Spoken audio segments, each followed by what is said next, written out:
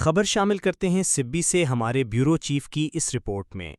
وزیراعلیٰ بلوچستان اور chief secretary Balochistan کی خصوصی ہدایات پر عوامی مسائل کے فوری حل اور شہریوں کو ان کی دہلیز پر ریلیف فراہم کرنے کے لیے ڈپٹی کمشنر سبی کی زیر صدارت کھلی کچہری کا انعقاد کیا گیا۔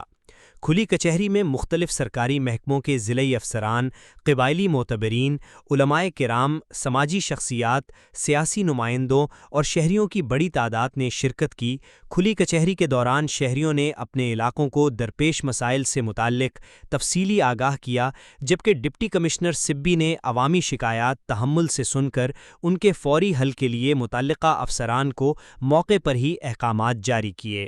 شہریوں اور معتبرین کی جانب سے سبی شہر میں بجلی کے مسائل کو ترجیحی بنیادوں پر حل کرنے کا مطالبہ کرتے ہوئے نئے ٹرانسفارمرز کی فراہمی، ایمرجنسی ٹرانسفارمر کی دستیابی اور واپڈا ورکشاپ کے قیام کا مطالبہ کیا گیا تاکہ خراب ٹرانسفارمرز اور فنی خرابیوں کو فوری طور پر درست کیا جا سکے۔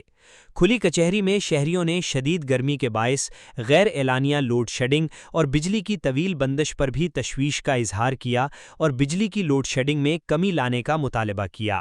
اس موقع پر ڈپٹی کمشنر سبی نے متعلقہ حکام کو عوامی مشکلات کے فوری ازالے کے لیے اقدامات اٹھانے کی ہدایت کی۔ پانی کی قلت، گلیوں کے خستہ حالی، آب نکاسی سمیت تعلیمی مسائل بھی کھلی کچہری میں زیر بحث آئے،